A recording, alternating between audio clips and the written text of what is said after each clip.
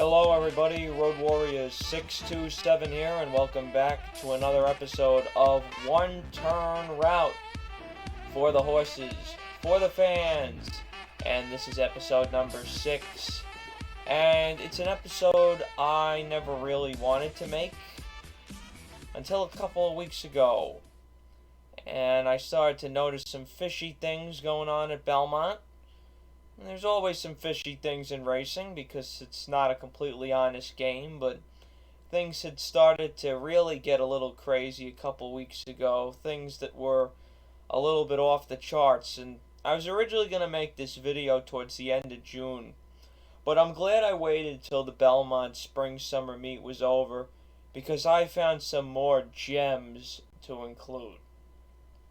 So as you can see from the title of today's episode, is New York racing corrupt? Well, let's start at the source. What is the definition of corruption? Corruption is when the results are impacted for somebody's benefit on the inside in an illegal way. So, in other words, in horse racing, it's anything that goes against the welfare of the public, the welfare of the horses, for somebody's monetary gain. And do I believe this has happened all the time? Yes, I do. Do I think it's good? Of course I don't. If you think it's good, you should get out of the sport and never come back, as I tweeted the other night. The reason I'm making this video now is because during the second half of the Belmont Spring Summer Meet, which is my favorite meet of the year, it's the meet I pay the most attention to. I handicapped every day.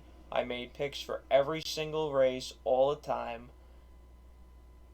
There really started to be some things where you said, okay, shit's happening, and we need to address it. So that's what I'm going to try and do in this video today, is I'm going to try to address some of the sneaky shit that I've seen, and I want you guys to come up with your own opinions.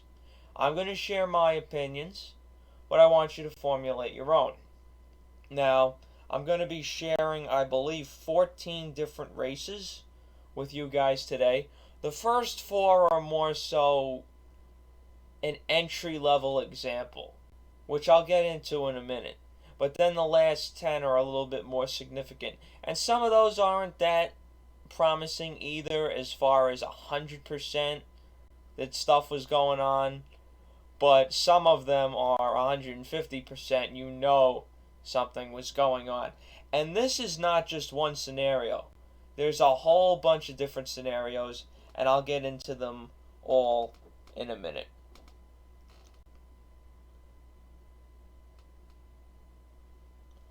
Alright, so the first thing I want you guys to know about New York racing corruption is it's something that I always consider when I handicap. Because my dad taught me when I was young that this is a game about money. We all know that. But the people on the inside, the people who run the horses, the trainers, sometimes the owners if they're involved, can manipulate the outcome of the race, even if not all of them are in on it. And then, of course, there's the more extreme scenarios where you think something is going on with the track themselves and not just one or two connections. So, let me first talk about the 2 scenarios that are those more entry-level things that I mentioned just a minute ago. And these are the 2 things that I factor into my handicapping, actually preparing. And the first one is obvious, it's uncoupled entries. When a trainer has 2 or more horses in a race with a big discrepancy in odds, the trainer or one of the owners, or both owners if they're in on it, might want their longer price horse to come in ahead of the shorter price. It's better for the win money, the exacta is bigger if they run 1-2. It's obvious. This happens all the time, and it's something that you see at different tracks. You've seen Bob Baffert do it. Wesley Ward did it a ton last year, but hasn't done it this year. And of course, our friend Chad Brown still does it all the time. And then the second one is bridge jumping. That's when a horse has a shit ton of money on him to show, and the horse runs fourth or beyond, and whoever threw the ton of money on the horse to show wants to go jump off a bridge. The reason this happens is so the track doesn't have to pay out the minimum payout of $2.10 to everybody, because that's the absolute minimum they can go. So they'd actually be having to tap into their own pockets if the show pool is so overwhelmed. And bridge jumping, there have been scenarios where maybe the horse was bridge jumped and he just wasn't good enough to run third. And then you have the scenarios where it looks like the jockeys aren't trying. Now, I have not seen more than 2 instances of severe bridge jumping at the Belmont Spring Summer Meet, so I'm not going to get into that. But the uncoupled entry thing, I am going to get into just a little bit. But this is far from the corrupt stuff that I'm going to get into later in the video. This is just some introductory entry-level stuff. And I'm going to give you 4 examples of these scenarios. And they all involve the same trainer, of course, Chad Brown. And this is something, like I said, I factor in. This is something that you can prepare for. You can kind of see this coming and have your bets ready to try and take advantage of it. Now, all 4 of these scenarios, I made money off of, because I expected it to happen. So let's take a look. Down below in the description of this video, I put the link to the New York Racing Association replay website for Belmont. You can put in the track, which is Belmont. You can put in the date and the race number, and you can pull up the pan or the head-on shot to take a look at these races. Like I said, you are absolutely encouraged to formulate your own opinion. Okay, so we got 4 instances, as I said. The first 2, I believe, are maybe a little less fishy. The second 2 are way more fishy. The first instance, on April 22nd, Chad Brown has a 9-1 horse and an even money horse. The 9-1 shot wins. Just on opening day, it already happens. Now, he wasn't even good enough to get second, and the shorter even money horse was trying. That's why I don't find it that suspicious. Number 2, May 1st. This is a very famous example. In the, was it the Sheepshead Bay? Or some other race. Anyways, a stakes race on May 1st. This was the race with Tribovan, who eventually wound up finishing second in the Manhattan, walked the dog on the lead when Chad had 3 out of the 5 horses in the race. That's also something that shouldn't be allowed, and maybe I should just say that now. I'm tired of trainers having all these horses in a race uncoupled. I think the max should absolutely be 2. Nothing beyond that. And in the stakes races, like the Just a Game, Charlie Appleby ran 1-2 uncoupled because the horses are uncoupled in stakes races anymore. Come on, that's just not fair. You can pull that stuff however you want. It's not good. At least if they're coupled, it protects the bettors. Anyway, in the Sheepshead Bay, you had 3 out of the 5 horses. The other 2 horses were even money and 5-2. Tribovan was 10-1. And he got sent out to the lead by Cancel. He walked the dog and came home. Longest price in the 5-horse field at 10-1. And the second longest price, City Man, at 6-1, I believe for Christophe Clement, ran second. So you had the 2 longest prices run 1-2 in that order in this race. A big stakes race. Not a race where you would expect things to be going awry, but indeed they did. Now, of course, we have to talk about the configuration. At Belmont, it is notorious that on the inner turf, in routes, everybody grabs. Nobody is aggressive, and that often leads to long shots, wiring races. That's what I look for all the time. And that's exactly what happened right here. I believe this could have been coincidental, but you never know. because the other two were trying, but they were put against it, and they kind of just let Trippivan get away, and we saw how good he was backing up that start in the Manhattan a month later, where he almost wired the field again, only to get run down honestly by uncoupled stablemate domestic spending. Okay, so that's number 2. Number 3, now let's talk about the real fishy scenarios. Again, though, this isn't racetrack-wide corruption. This is just Chad Brown himself. We're going to get to the crazy stuff later. May 16th. Chad Brown has an 11-1 first-time starter named Molino. He also has a 4-5 shot. The two of them break from opposite sides of the gate. Molino is the 1, and his 4-5 shot is the 9 horse. Despite breaking from opposite sides of the gate, within a quarter of a mile, they're already together, with the 9 in front of the 1. Now, normally, when I think these things are happening, these uncoupled entry scenarios where they want the longer price to win, you will often see the longer price in front of the shorter price so they have the edge. That did not happen in this case. In fact, the 4-5 shot was leading the way for Molino, and Molino more or less just followed him around there. I think it was Manny following NYRA. I could be wrong. A lot of this is just off the top of my head, although I do have some notes. But I think Chad knew what he had with Molino. I don't think he's run since, so we haven't really seen if he's been able to step up yet and beat some better horses. But he just totally blew by. Then there's the 4th example. You could say in that scenario, okay, maybe Molino was just better. May 22nd. And by the way, on May 16th, I forgot what race number that was. I believe it was the 5th race on May 16th. That's Sunday. May 22nd, I believe this was the 4th race. So again, you can plug that in down below on the link and watch the race. This is the most obvious example I've seen probably in my entire life. Chad again has 2 horses.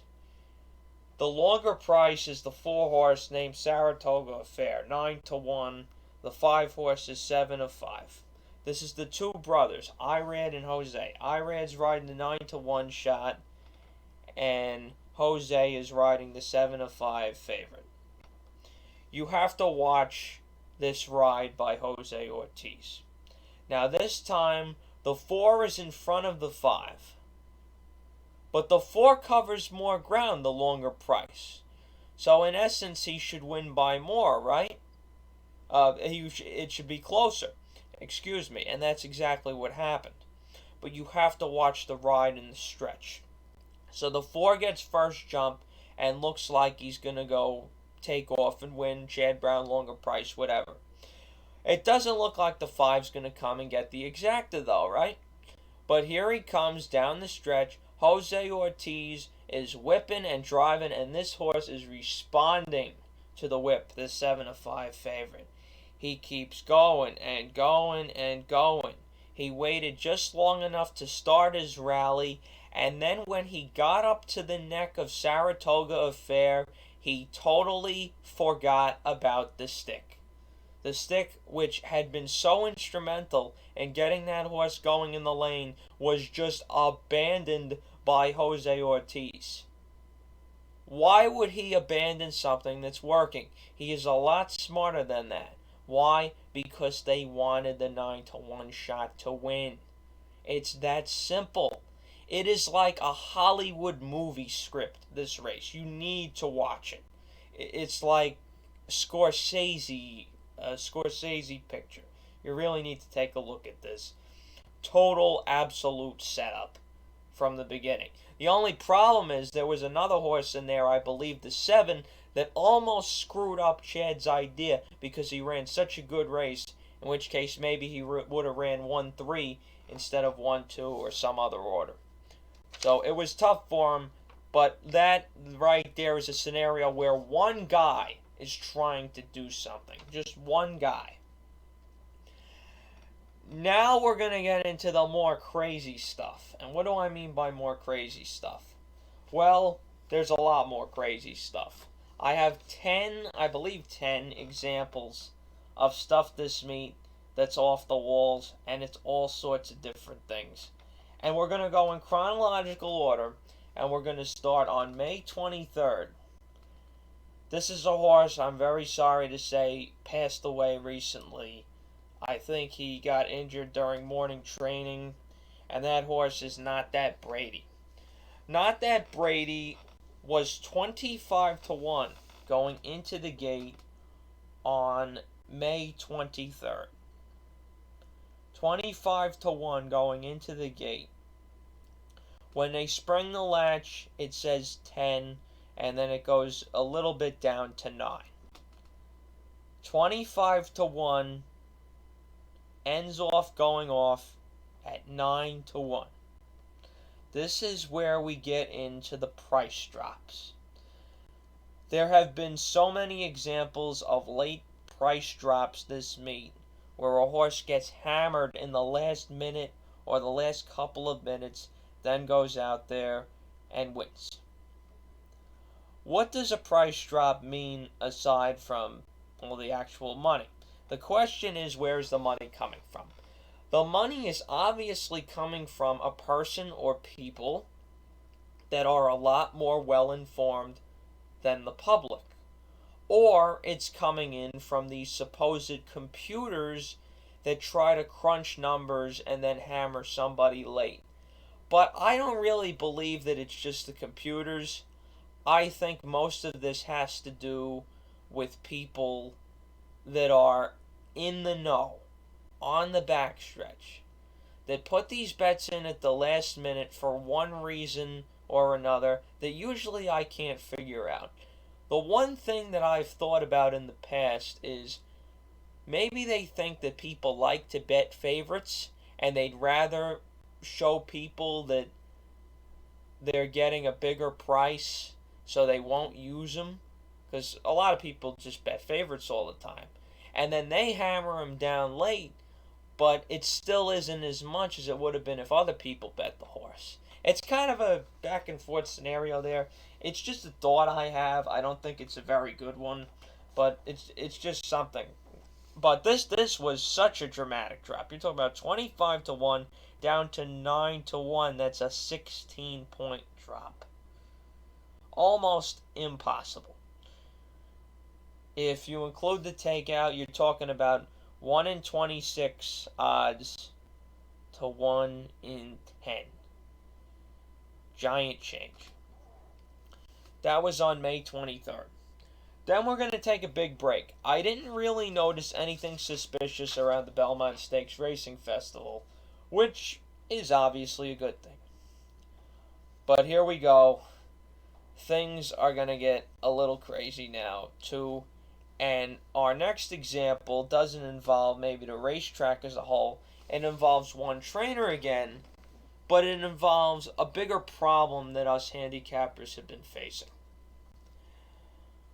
One of the biggest complaints you see on Twitter from handicappers is, the horse doesn't do what I thought he was going to do. Right? You guessed wrong. Well, it's not really supposed to be about guessing, especially when it comes to front-running types of horses. Let's take a look at race number 8 on June 11th. Christophe Clement has 2 horses. One of them, the 3, is an obvious speed horse. He's got 2 horses in this race. This is the shorter one. The other one, the 4 horse, is a giant bomb who's been historically come from behind. Who does he send out to the lead despite them both breaking well? I originally criticized the jockeys, but then I thought, wait, this had to come from Christophe himself. And this is a trainer I really like. I love Christophe Clement. But this was fishy as hell. He sends the 4 horse out there who does not have the talent to steal the race and tries to let his 3 come from behind with a rider, I believe Joel Rosario, who we all know cannot judge pace for his life. For all the lucky rides he gets, he gives another 10 bad ones. This is an example of maybe not as much corruption, but maybe just stupidity that turns into something that looks fishy, because we've been seeing throughout the meet and over the recent years, especially at Belmont, of speed horses getting rated. Say it with me. Don't rate speed horses. Don't. You are taking away their best chance to win. Do not take away a horse's best chance to win. It's a joke. It should never happen. And that's exactly what happened here. He took away the 3's best chance to win. Everybody and their mother that bet on the 3 expected that horse to be out on or right next to the lead. And he was about 8 lengths back. There you go.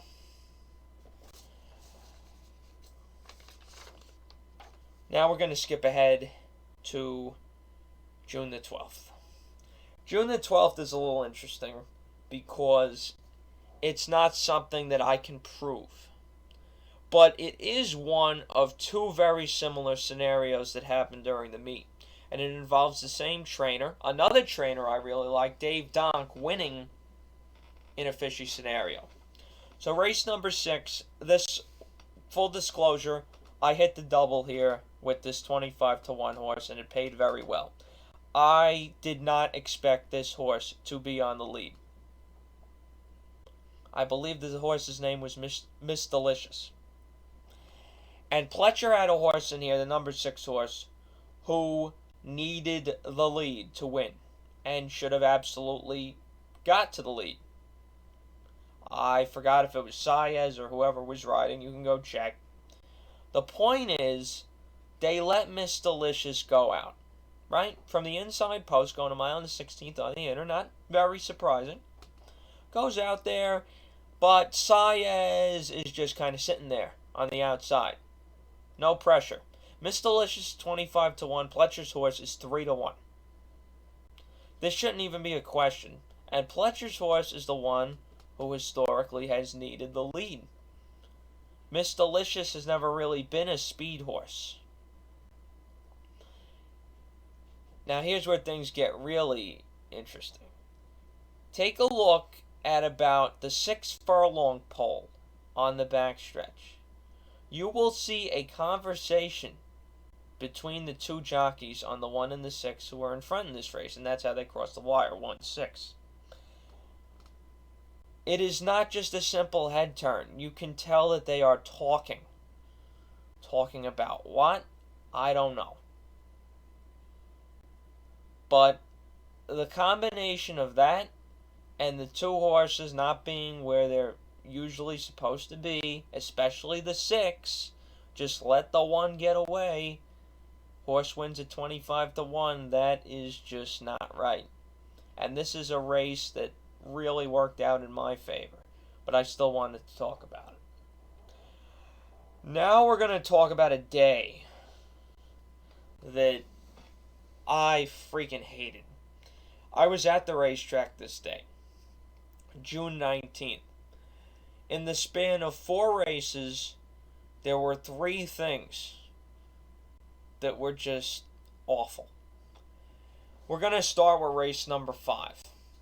And this one, I don't know if it's corruption or if it's more just infuriating. I certainly think that it could be tied to even more corruption. Race number 5, Orlando Noda. Orlando Noda is obviously a very streaky trainer.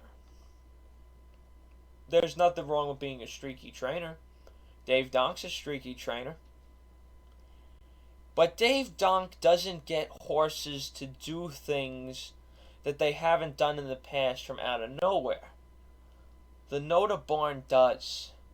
And to me, that's the sign of you know what. I'm just going to say it. Doping. There's no reason for me to hide it. I think it's a sign of doping.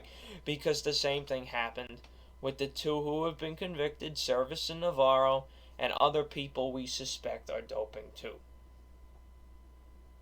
Now, do I think it's just the doping here?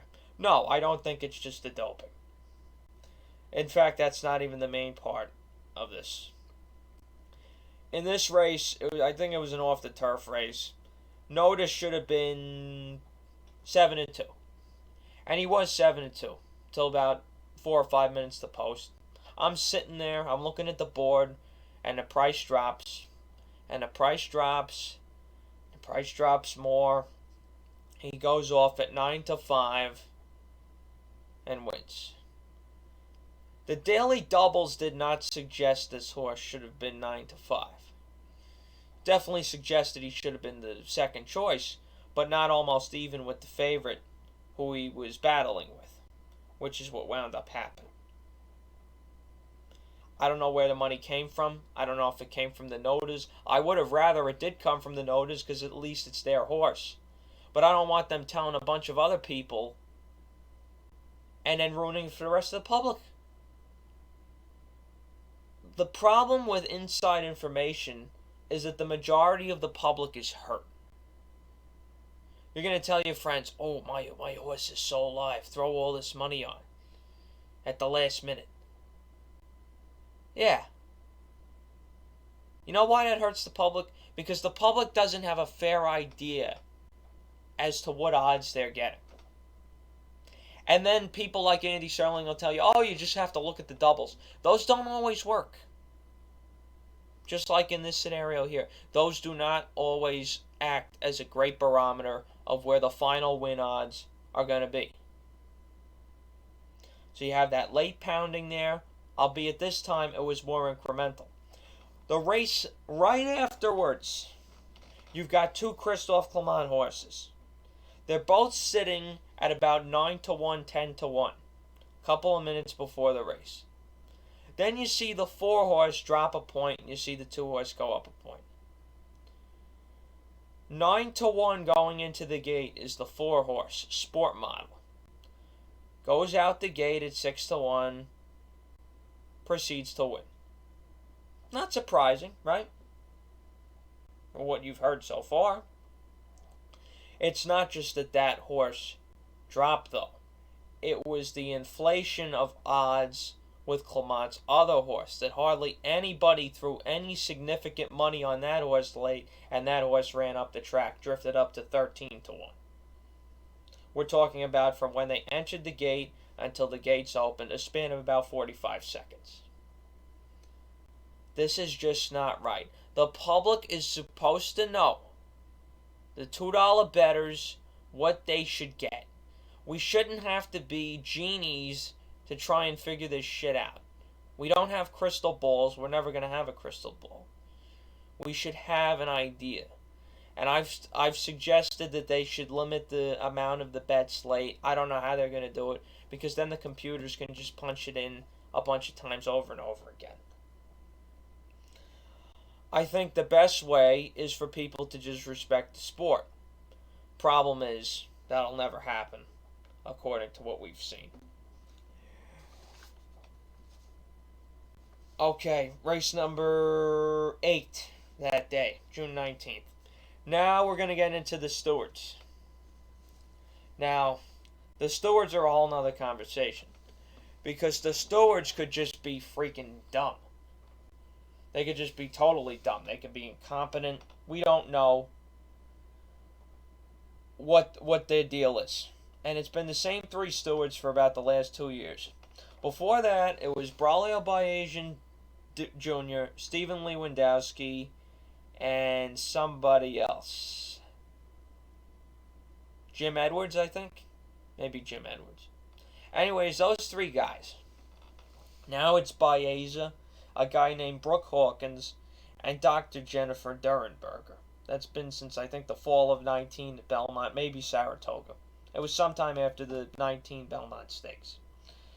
Anyway, yeah, they've been just as bad as the old triplet. The problem is with the stewards, and I don't really like to throw the consistency argument out there, because I think you're either right or you're wrong. I don't believe in this consistency nonsense. I think the rules are the rules, and that's the way it should be, and that there's a right and a wrong answer. But when you've established a precedent for something, you have to stick with it. The NYRA stewards do not disqualify for hurting hardly ever. They do disqualify for sharp bumps, and they do disqualify when the margin is very short. Another thing they do is on the website, the NYRA website, they post the same cookie cutter responses to every steward's decision ever. You're either going to end with, "This did not affect the order of finish by the judgment of the stewards," or "The stewards determined that this did affect the outcome of the race." They don't tell you why, they just say they thought that it did or it didn't. It's the same thing every single time, one way or the other. There's no details put in. So let's talk about the 8th race. Yeah, this is one I'm pissed off about. Top Gun Tommy, the horse I bet. I used him with everybody in the next race in the double.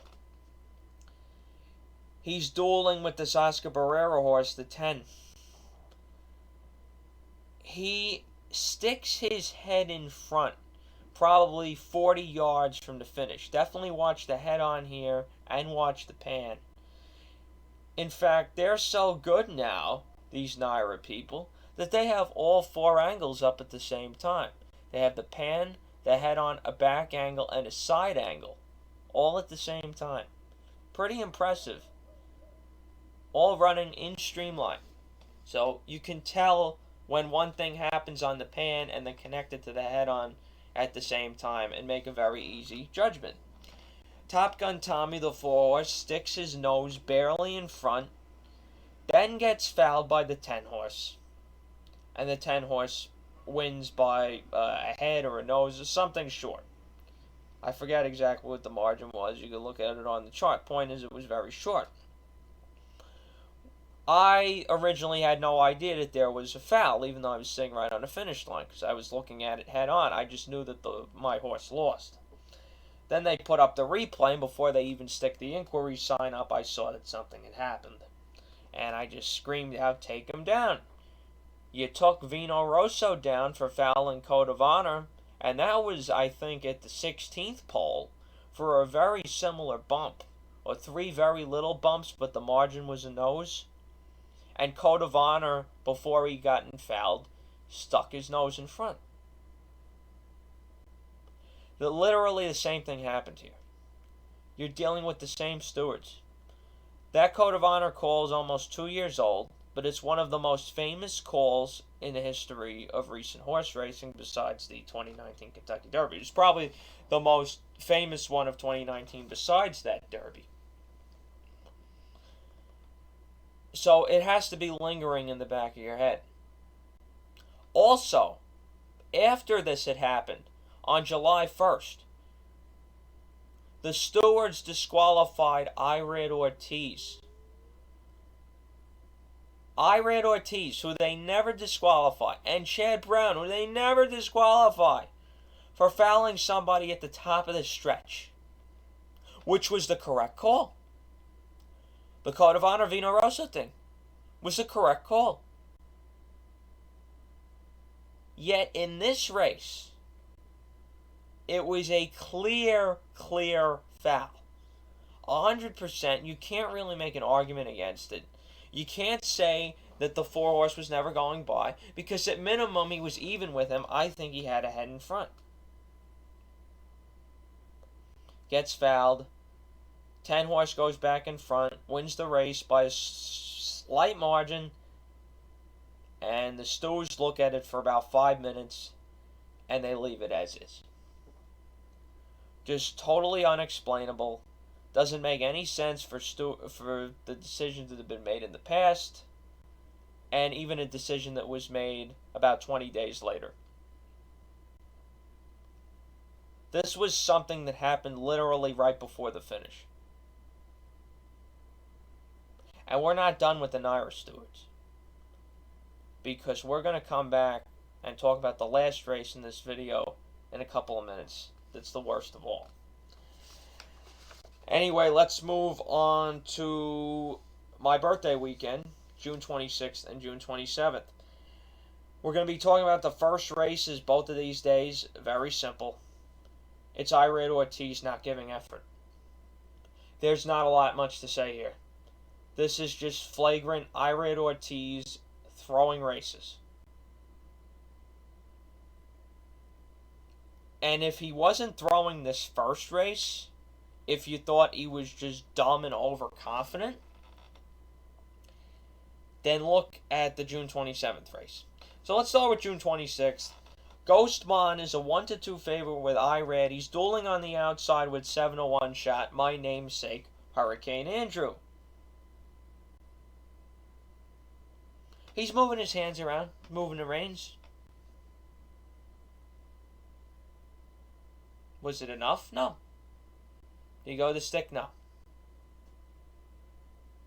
He thought he was going by, maybe? Really?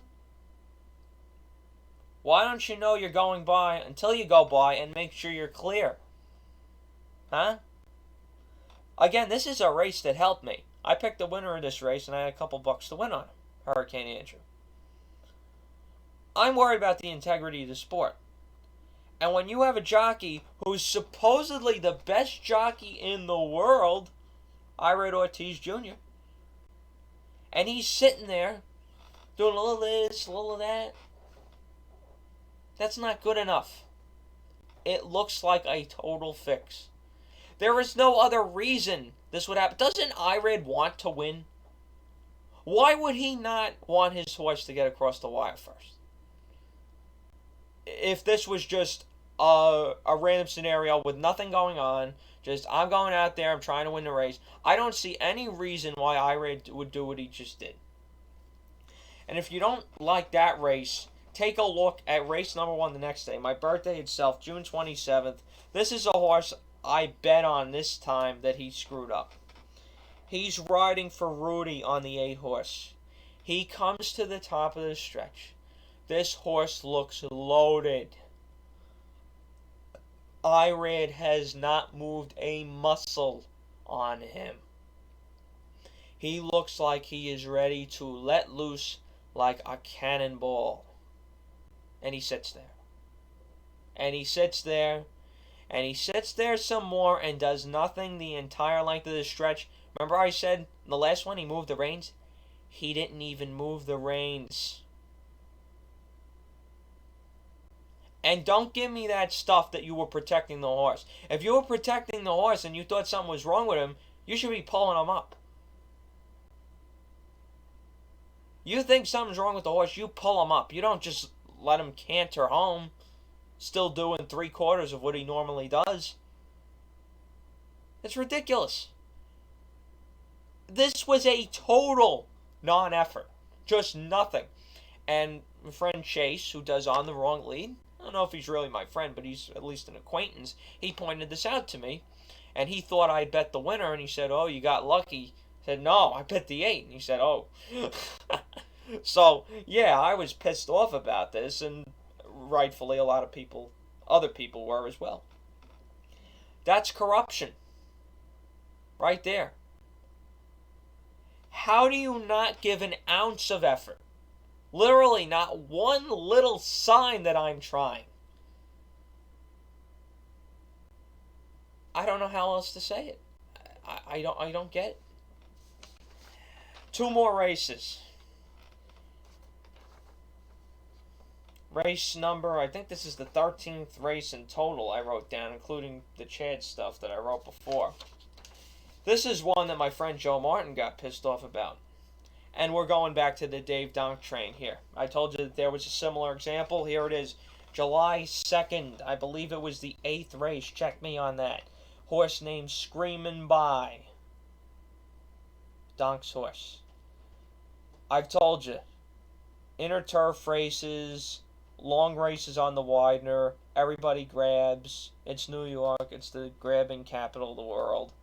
They just sit there and they let whoever it is on the lead get away. This is a 7-furlong sprint. This Donk horse was 9-2. Christoph has the 2 favorites, the 6 and the 9. Watch the start of the race, the first 16th of a mile. You can literally see Screamin' By go out there, and you can watch all the 4 other jockeys grab their horses and take back. You could see it happen. You could see the velocity change. You could see the hands move. They didn't even try to cover this one up. They just let this horse get away. 100%. You say, oh, they gave effort in the lane. Well, whoever was riding the 9, I think it was NYRA, who was the shorter Clement, did not give full effort in the lane either. So that's two things in one race. Another great example of what's going on. You can tell how angry I am. I really didn't want to do this video, but I felt it had to be done. Of course, you guys can all disagree with me too. That's fine. That's what makes talking about horse racing interesting. What I don't think anybody is going to disagree with is the last example of today's episode. This was the most obvious thing I've ever seen, and it has nothing to do with the actual race. This is the July 3rd, race number 3, non-scratch of the 3-horse workout. This is the most flagrant example of corruption I've ever seen. This horse is getting ready to be loaded into the gate. He drops to his ass, runs off in the other direction for 7/16 of a mile before being apprehended by the outrider. And while he was running, he had to be going at least 25 miles an hour. I'd say he'd be given about 5/8 effort. Let's say top speed's 40 miles an hour. He's going about 25 miles an hour. He ran off for 7/16 of a mile until the outrider got him and he came to a complete stop. And then he had to walk back. You look at Jose Ortiz, and this is a jockey I think that's been involved with some of this crooked shit. He is literally laughing when he finds out that this horse is still going to race. Even him, he's laughing that they're allowing this to happen. And this one all came down to the stewards. And Brooke Hawkins released a statement that the horse never got out of a gallop and that he ran off for less than 3/8 of a mile. First of all, the 3/8 of a mile thing is totally false. Just look at the polls. It was 7/16 of a mile. And then, why don't you go look at how fast he was running? He was running at a very, very high level the other way. The outrider, it took him almost a minute to go catch him. This is after falling to his ass, which is supposed to be an automatic scratch anyway. And then the vet checks him and says, okay, yeah, you can go in. Meanwhile, people are canceling their bets and all that stuff. Yeah, you can cancel your win bets on the phone, whatever. You can't cancel multi-race bets where you go to the favorite with a late scratch. People might have been singled to this horse. This horse was 6-5 before this incident happened. Was almost the favorite. Both horses were 6-5. This horse was not the favorite, but was obviously very close. People were singled to this horse in the big multi-race bets. I guess the pick 5 and the pick 4. The early pick 5, the early pick 4. And they should have went to the favorite, who wound up winning the race, which was the 1. This race infuriated me so much, this non-scratch, for 2 reasons. One, because of the obvious corruption and the greed of the money that was in the pools, and I'm going to tell you about that in a minute.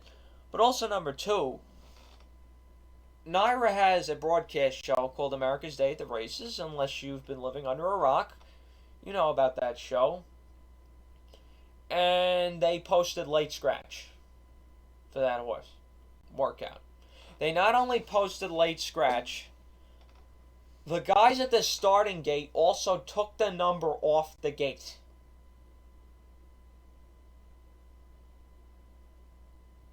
I have nothing else to say. You can watch this whole saga down in the description below. There's a link. I think the time is an hour and 2 minutes into the video. Go watch it. It's absolutely hilarious and just horrible at the same time. Now let's talk about the money that this had. This was already a bad race for NYRA because it was only a 4-horse field, right? So what happens now if one of the 4 horses gets scratched? Well, it's very simple. There can't be exactas. There can't be place bets. And the win bets have to get refunded on the 3 horse. Let's take a look at those pools for this race. The exacta, I looked at the chart. The exacta pool was $198,047. All of that money would have had to go back. All of it would have had to go back. 18.5%, which is the takeout. That's the money that the track keeps. 18.5% of that figure is $36,638.70. That's a lot of money. That's money that NYRA was able to retain because they made this horse run. Now, let's look at the win play show pool. There's obviously no show betting because it's only a 4-horse field. And they don't break it down in the chart between win and place. But the total win play show pool was $340,146. Now, let's be very conservative here. We're going to be as conservative as we can think. And honestly, there's probably more, but we're just being safe. Let's just say only a quarter of the money was affected by this horse getting scratched. So that would have been the place money, all of it, on every horse, and the win money on the 3. Say only a quarter of it was that stuff total, which it obviously was more until people started canceling their win wagers on the 3, those that were able to.